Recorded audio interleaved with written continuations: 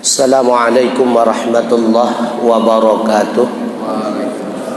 Alhamdulillah, wassalatu wassalamu ala rasulillah wa ala alihi wa sahbihi wa man tabi'ah, amma ba'd. Hadirin wal hadirat rahimakumullah, sidang jamaah maghrib yang berbahagia, mari kita lanjutkan pengajian kita malam ini kaitan dengan lawan daripada ilmu, yaitu jahil. Bismillahirrahmanirrahim. Rabbi syrah li sadri.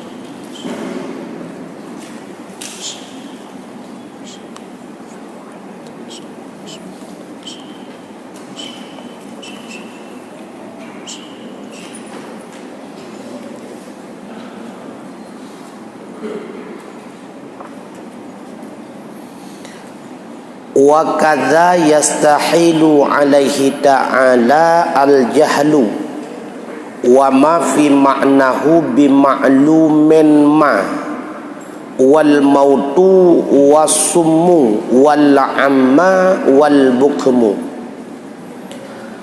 Dan sabit seperti demikian, mustahillah atasnya Allah Ta'ala oleh jahil dan ma pada maknanya jahil. Bangun jahil dengan maklum segala sesuatu, dan mustahil oleh mati, dan mustahil pula oleh summon. Summonyan pukun tuli, wal amma dan oleh buta, wal bukmu dan oleh bisu. Maka mustahil Allah itu jahil. Yang dimaksud dengan jahil bukan tidak ada ilmu.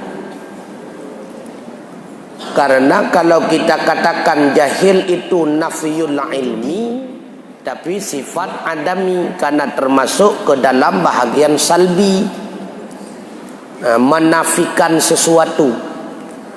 Sedangkan ilmu itu sifat ma'ani. Setiap sifat ma'ani wujudi, benar-benar ada. Ada pada kharid dan ada pada zihin. Akal menerima dia itu benar-benar ada, dan pada kharid kejadian nyata pun benar-benar ada. Itu dinamakan dengan sifat ma'ani. Setiap sifat ma'ani itu pasti wujudi. Maka lawan daripada sifat ma'ani, ilmu sifat ma'ani, lawannya jahil. Berarti jahil pula merupakan sifat yang wujudi. Sebagaimana ilmu itu wujudi, jahil juga wujudi. Maka yang dimaksud dengan jahil apa? Yang dimaksud dengan jahil tidak mengetahui yang sebenarnya, itu jahil. Bukan tidak mengetahui. Maka jahil terbagi kepada dua. Ada jahil basit, ada jahil murakab.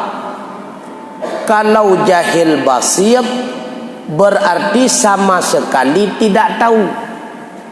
Yang gepenan jahil basit. Sedangkan jahil murakab, dia mengetahui akan tetapi yang diketahui tersebut la ala ma huwa bih, bukan di atas yang sebenarnya.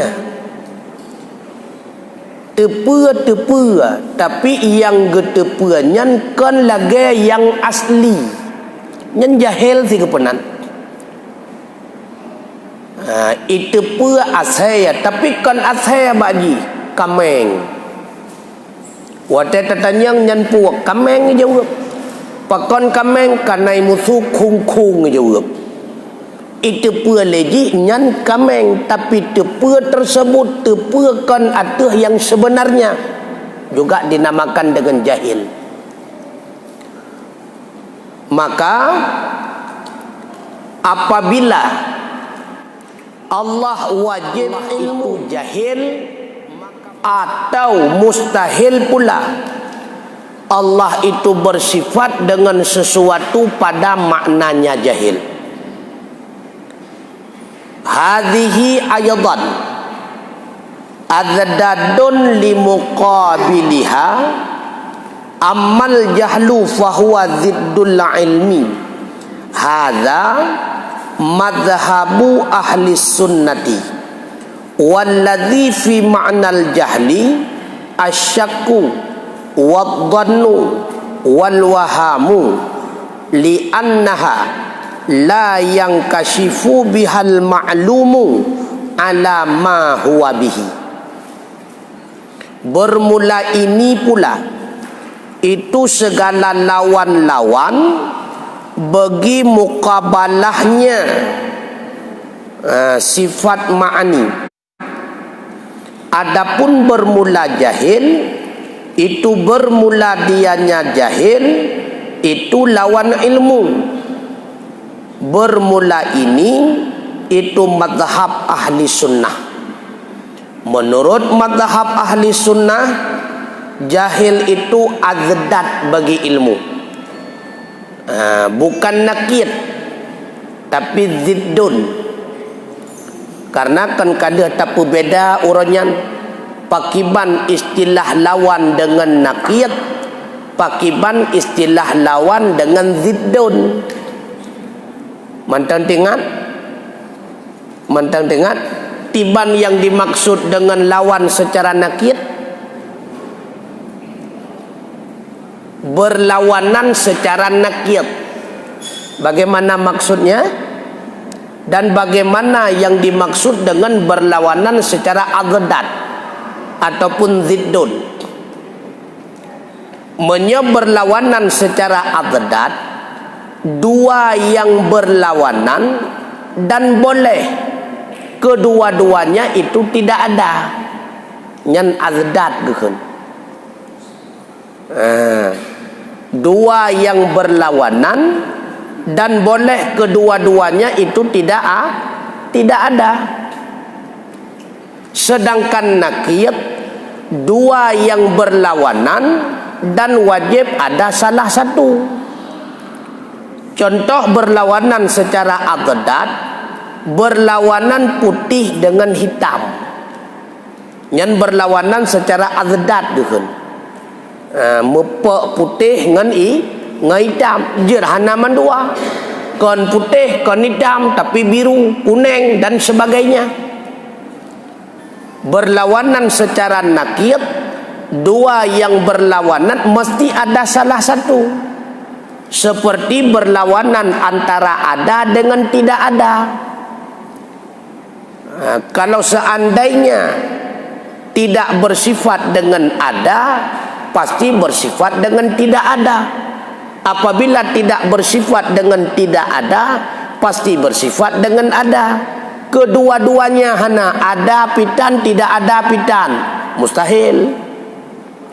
Yang diistilahkan berlawanan secara nakir. Maka menurut ahli sunnah wal jamaah, antara ilmu dan jahil itu berlawanan secara agdat. Artinya boleh kedua-duanya tidak ada. Boleh dikatakan tidak berilmu, boleh pula dikatakan tidak jahil. Yang tidak boleh menyatu keduanya dalam satu keadaan. Ketika itu dikatakan berilmu, ketika itu pula dikatakan jahil. Itu mustahil.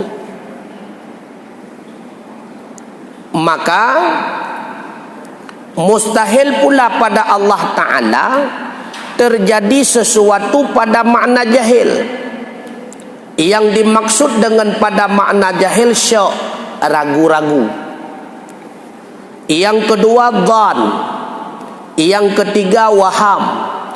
Karena bahwa sungguhnya tiap-tiap tidak terbuka dengannya tiap-tiap oleh ma'lum ala mahwabih. Karena yang dimaksud dengan ilmu, mengetahui yang sebenarnya, itu ilmu. Mengetahui yang sebenarnya, itu ilmu. Apabila terjadi syak pada Allah, yang dimaksud dengan syak ragu-ragu 50-50, berarti Allah belum mengetahui yang sebenarnya, karena masih ragu-ragu. Karenanya ragu-ragu itu mustahil pada Allah. Ataupun dhan, yang dimaksud dengan dhan lebih kepada mengetahui daripada tidak. Nyandhan berat kunya daripada kon 80-20, itu dhan namanya. Lebih kepada mengetahui daripada tidak mengetahui. Berarti na unsur yang tidak mengetahui walau sedikit. Berarti mantang termasuk kalau dhan pada Allah itu berarti Allah belum mengetahui yang sepenuhnya. Maka dhan itu pun mustahil pada Allah. Apalagi waham. Kalau waham lebih kepada tidak mengetahui daripada mengetahui, 80-20, tetapi lebih banyak kepada tidak. Maka syak, dhan, waham itu mustahil bagi Allah. Kenapa mustahil? Karena semua sifat ini, syak, dhan dan waham, membawaki bahwa Allah tidak mengetahui yang sebenarnya, tidak mengetahui yang sepenuhnya. Kenapa Allah ilmu? Karena Allah wajib iradah. Antara ilmu, iradah dan kudrah itu saling keterkaitan.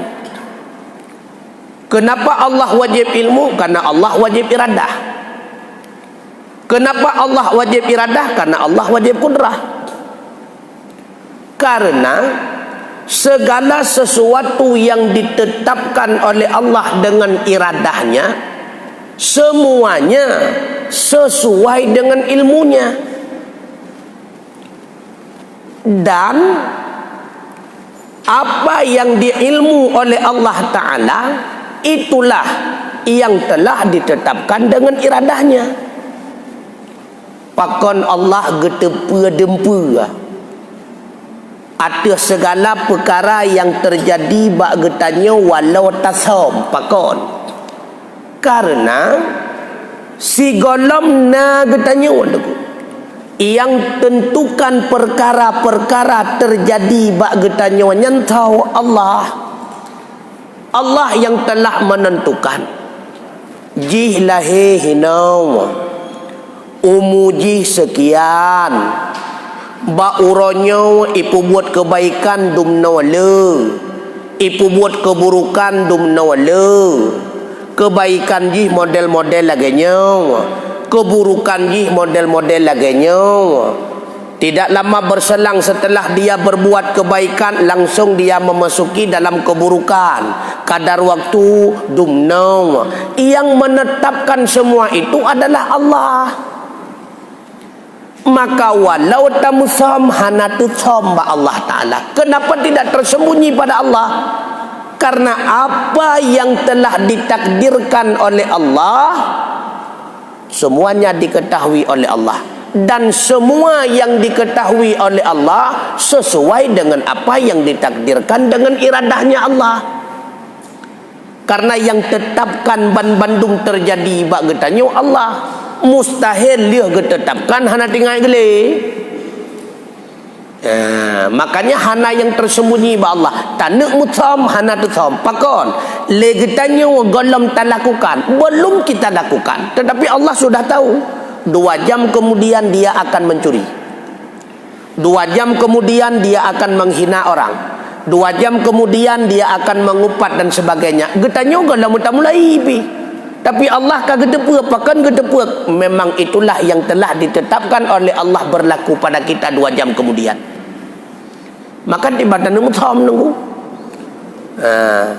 Oleh karenanya setiap sesuatu itu terjadi, itulah iradah Allah. Setiap sesuatu itu terjadi, itulah iradah Allah. Kenapa demikian? Karena apabila tidak diiradah oleh Allah, sesuatu itu tidak akan terjadi. Bila sesuatu itu terjadi, apakah kebaikan atau keburukan, taat atau maksiat, maka itulah iradah Allah. Maka hanapan mutham nunggu. Makanya ilmu bagi Allah bukan ilmu daruri, bukan ilmu nadari, bukan ilmu badahi, bukan ilmu kasbi. Berbeda ilmu pada diri kita manusia. Terbenar daruri, terbenar badihi, terbenar nadari, terbenar kasbi. Yang pada dasarnya ilmu ada dua, daruri dan nadari. Apa yang dimaksud dengan daruri? Mudah dipahami, tidak mesti harus mengerahkan pikiran dan bukti. Contoh, satu bahagian daripada dua yang daruri tu. Hana payah baik aku semikir le nya pokon hana tua. Yang gekun ilmu daruri. Sedangkan ilmu nadari agak payah semikir bacut. 2 tambah 2 tambah 7 tambah 12. Oh bele lu semikir le. Yang gepenan ilmu nadari. Sedangkan ilmu badihi itu bahagian daripada ilmu daruri. Mudah dipahami. Akan tetapi kalau badihi lebih pasti daripada daruri. Ahwat tegekun badihi yang lebih pasti. Menyadaruri mudah dipahami tapi belum pasti. Contoh badihi, satu bagian daripada dua yang pasti. Sedangkan daruri, kenyang apabila makan, golong pasti. Nah yang makan tidak kenyang. Berarti kenyang bila makan, golong pasti. Tak pahami mudah tapi golong pasti. Punya anak maka kawin, golong pasti. Tak pahami tapi belum pasti. Kalau badihi itu pasti. Yang kedua nadari. Arti nadari mengerahkan pikiran serta bukti-bukti. Lagi contoh, ada Allah, maka payah tak kerahkan pikiran untuk mengatur qadiyah. Berarti tak susun qadiyah laulai itu. Makhluk kana sesuatu yang kedua baruna pun hana pasti perlu ke tukang pena. Menyahana tukang pena han mungkin makhluk yang golom najid ipena drawa ke drawa.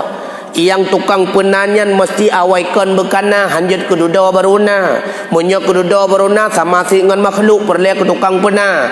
Maka yang tukang pena tersebut yang awaikan kana, itulah Allah yang tasusun pemikirannya lam pikiran rawat sirawat yang gekun nazar. Dan butuh kepada bukti, ada alam, ada makhluk dan sebagainya. Sedangkan kasbi bahagian daripada nadari. Tak pahami sesuatu lewat tak buka mata, ngontakalon, oh apui. Ataupun lewat tarasa ngenjarau, oh licin. Ataupun lewat tak buka punyung, oh nyani pegah.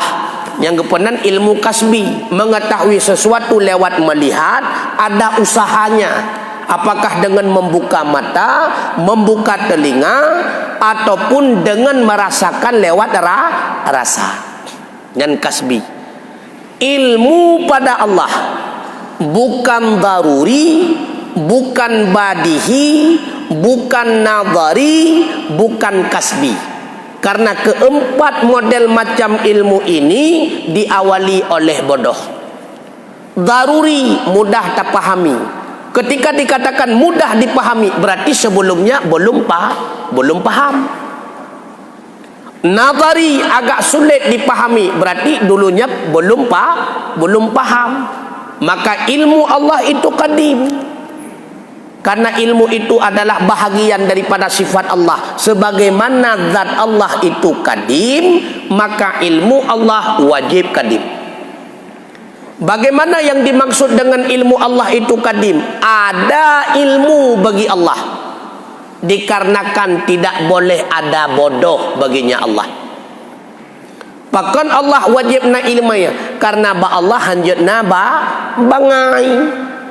Berarti pun kon Allah kamu ilmunya, karena hanjatna bangai. Menyepunkan Allah kamu ilmunya, berarti tidak boleh dikatakan daruri, tidak boleh dikatakan nazari. Apakah Allah memiliki ilmu karena mudah dalam memahami? Salah, kon menan. Apakah karena mengerahkan usaha untuk memahami? Itu pun salah. Karena memang Allah zat yang maha paham. Makanya sifat ilmu adalah sifat inkishaf. Apa yang dimaksud dengan sifat inkishaf? Terbuka segala-galanya bagi Allah. Yang terbuka itu bukan hasil daripada usaha. Mandum nutepu oleh Allah Ta'ala. Hana yang tersembunyi baginya Allah. Kemudian mati itu ziddun, addat daripada hayah. Sebagaimana hayah itu sifat wujudi, maka mati juga sifat wujudi. Mati itu ada. Sebagaimana hayah udipnya bit-bitna, andai kata Allah membuka hijab geplemah bagetanya tatu pakai banhi udip. Mati juga demikian wujudi. Andai kata Allah nampakkan kepada kita bagaimana bentuk mati, maka mati makhluk tunggu. Mati makhluk. Begitu pula penyakitnya makhluk tunggu. Yang corona makhluk tunggu. Yang menyatakan di Allah gebuka hijab geplemah bak getanya, mungkin kon ngan mati kenang ji ngan takalan di mati itu. Ngeri dah. Maka makhluk wujudi. Nah tunggu.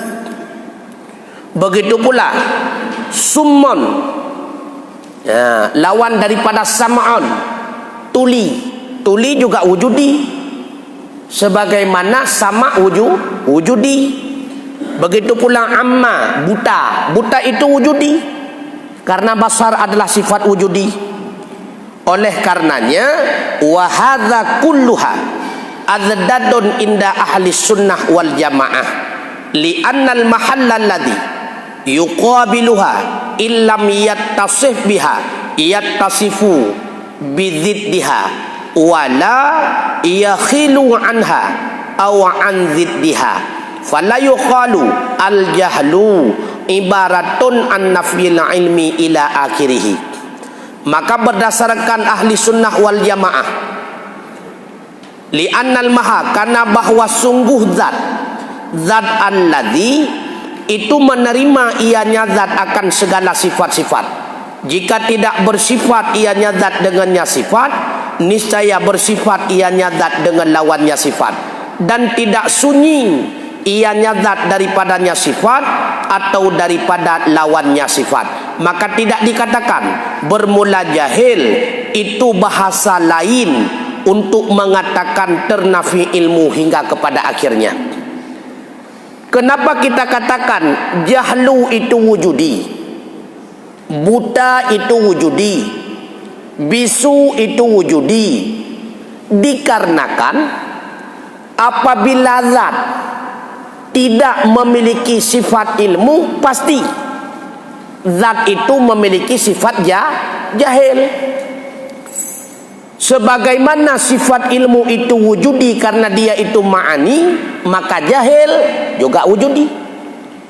Begitu pula seandainya zat tidak memiliki sifat basar, berarti zat pasti memiliki sifat buta. Sebagaimana basar itu wujudi, maka buta juga wujudi. Kalau seandainya zat tidak memiliki sifat hayah, pastinya zat itu memiliki sifat mati. Sebagaimana hayah itu wujudi, maka mautun mawat menyekengutanya juga wujudi. Sebagaimana sifat kalam itu wujudi, maka bukman bisu juga wujudi. Maka lawan sifat ma'ani, sebagaimana sifat ma'ani itu wujudi, maka seluruh lawan-lawan daripada sifat ma'ani juga wujudi. Lawan daripada kudrah, lawan daripada iradah, lawan daripada ilmu, lawan daripada hayah, sama', basar dan kalam. Sebagaimana semua sifat ma'ani itu wujudi, maka lawannya juga wujudi. Apa itu wujudi? Benar-benar ada. Ada pada zihin, akal menerimanya, juga ada pada kharib. Andai Allah membuka hijab, kita dapat melihatnya. No putrana pertanyaan, silakan. Ya, mungkin ada pertanyaan. Terima kasih. Kakonnya yang lain lam pijat putrana, silakan.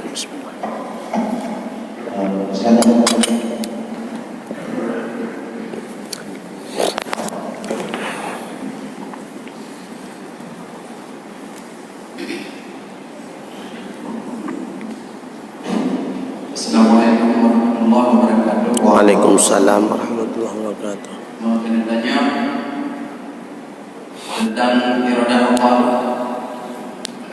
Pak katanya kena hak betul pilih sudah pegang lagi kuno udah mati dan pengguna pegang kagak takdir. Pak katanya kan Nabi pilih sih yang udah ya.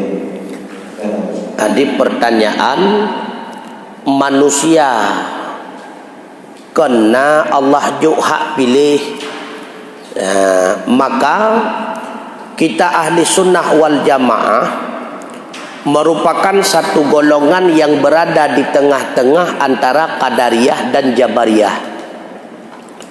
Kalau kelompok Qadariyah, mereka meyakini bahwa segala sesuatu ataupun semua perkara yang terjadi pada manusia, semua perbuatan yang timbul pada diri manusia, itu hasil 100% daripada ikhtiar si manusia itu sendiri.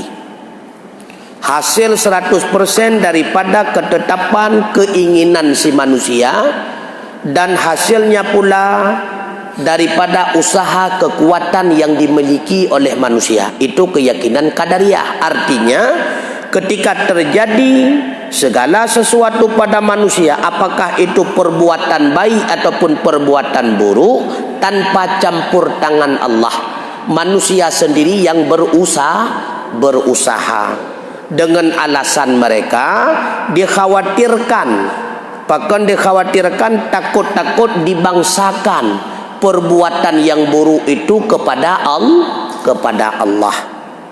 Tapi pendapat mereka itu masih salah. Yang kedua, Jabariyah. Arti Jabariyah, satu kelompok yang semata-mata itu keputusan Allah, tanpa hak memilih dan memilah bagi kita manusia. Maka manusia itu ibarat bulu yang diterbangkan oleh angin. Kemanapun diterbangkan oleh angin, kesitulah bulu itu akan bergerak, tanpa ada usaha sedikit pun daripada manusia itu sendiri. Sedangkan ahli sunnah wal jamaah di tengah-tengah daripada dua kelompok tersebut.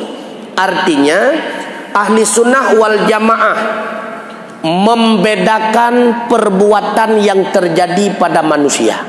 Yang pertama, membedakan perbuatan yang terjadi pada manusia dengan dua perbedaan.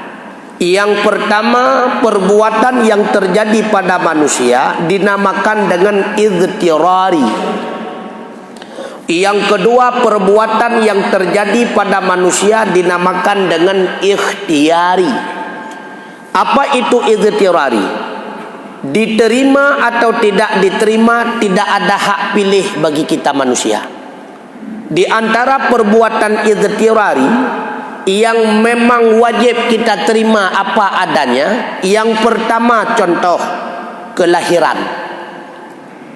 Itu tidak ada hak pilih kelahiran. Tidak ada hak pilih apakah engkau mau lahir daripada rahim orang Aceh, orang Jawa, orang Batak, Melayu dan sebagainya. Itu tidak ada pilihan. Bila Allah menetapkan kita lahir daripada rahim orang Batak, pasti lahir melalui orang Batak. Apabila Allah tetapkan lewat orang Jawa, lewat orang Aceh, pasti itu terjadi. Yang kedua, kematian. Itu pun tidak ada hak pilih. Bila Allah telah menetapkan hari ini, tanggal ini, jam ini pasti terjadi. Buktinya Allah mengingatkan, idza jaa ajaluhum la yastakhiruna sa'ata wa la yastaqdimun. Bila mana tempo ajal telah datang, maka Allah tidak memajukan waktu sesaat pun dan tidak akan pernah Allah undurkan waktu sesaat pun. Itu tidak ada pilihan. Yang kedua, ikhtiari. Diberikan hak memilih bagi kita. Seperti mau bodoh atau mau cerdas, mau kaya atau mau miskin, mau senang atau mau susah, mau mempertahankan rumah tangga ataupun mau bercerai, mau makan ataupun mau lapar. Nyen nak ikhtiar, gebi pilihan kepada getanya oleh Allah Ta'ala. Ketika kita memilih mau kenyang, apakah pilihan kita itu sesuai dengan iradah Allah? Sesuai. Maka pasti Allah akan menggerakkan kita untuk makan dan lahir kenyang. Tapi seandainya yang kita pilih mau kenyang, sedangkan pilihan Allah dengan iradahnya tetap kita dalam keadaan lapar, maka Allah tidak akan menggerakkan kita untuk makan dan lahir kenyang.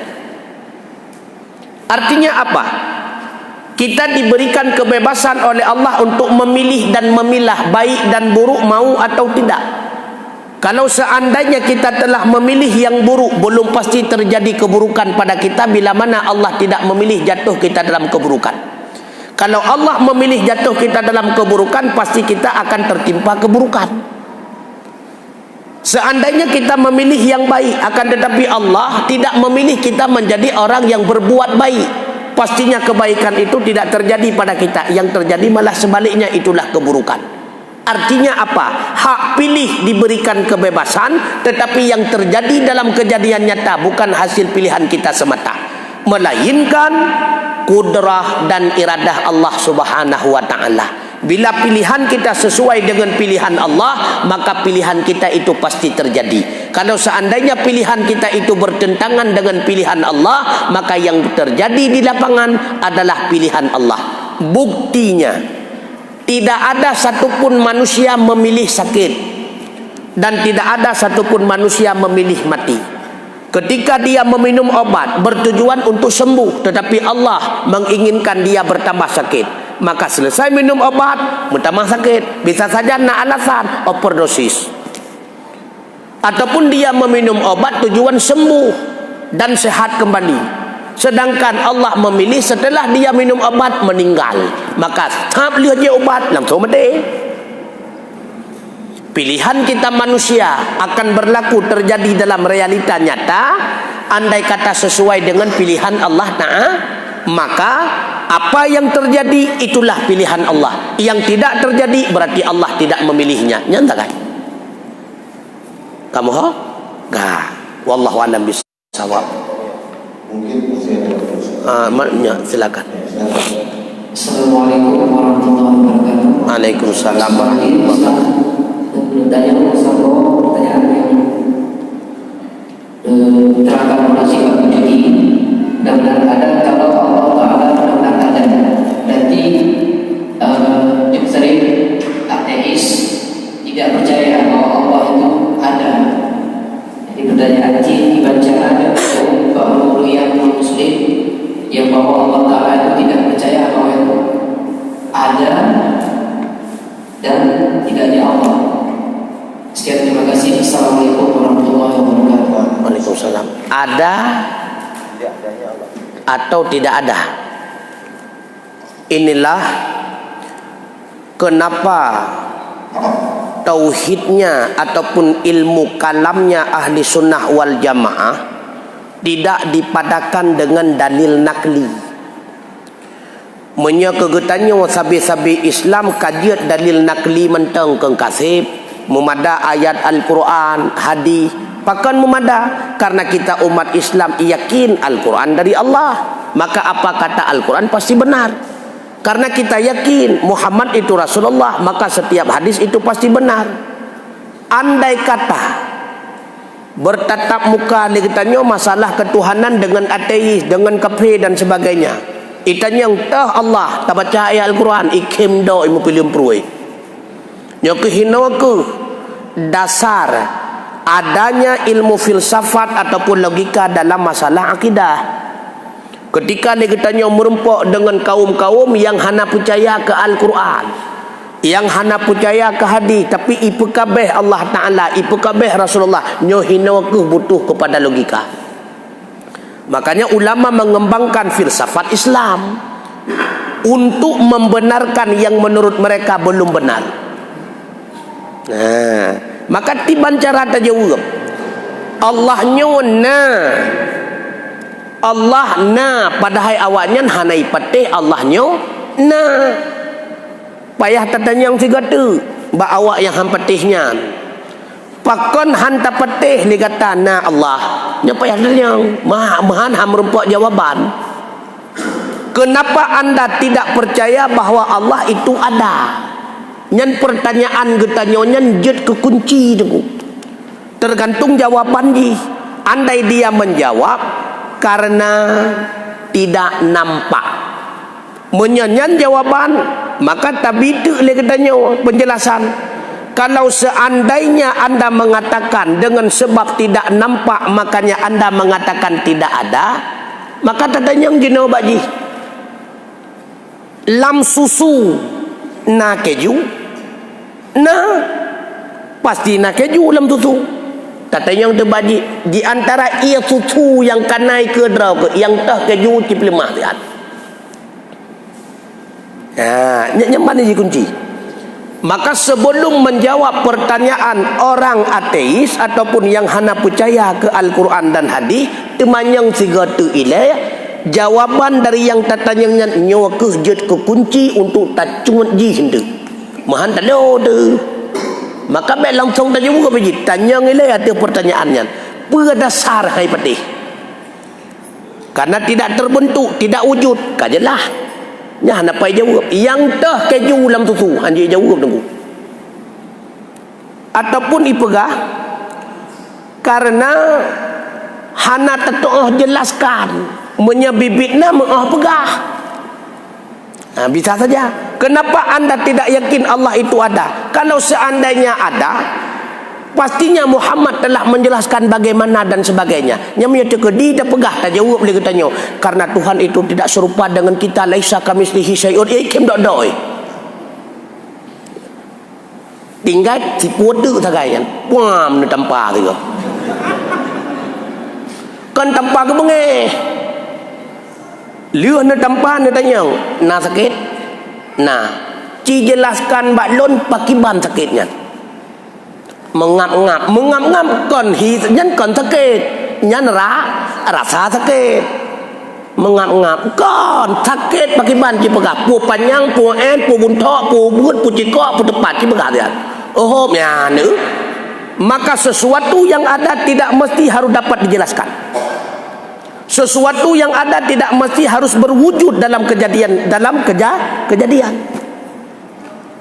Oh, karena hana tempat yang hana tempat getajai. Nah, tapi hana tempat cukup jai nyawang pat. Lambadatnya kepat. Hana empat. Oh, nyawang empat tu karena lambadan cuma sudut teh hana pai duk boka. Mameh basaka pai duk.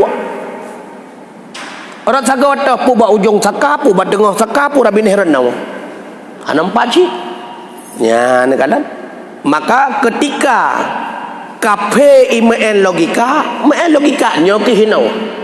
Tidak memada dalil nakli Al-Quran dan hadis tak kala kita berhadapan dengan mereka. Menyasabi-sabi muslim kajut. Toh bukti na Allah, Allahul ladzi khalaqas samawati wal arda wa ma bainahuma. Nyo yang go aju, apalagi mu makna dah depuai kanyan. Nyo mupa ngan ka pe karena awaknya main logika, maka kita pun harus menjawab secara logika. Kamu ho tunggu. Wallahu alam bisawab. Ilaihil marju wal ma'ab kabeh. Assalamualaikum warahmatullahi wabarakatuh.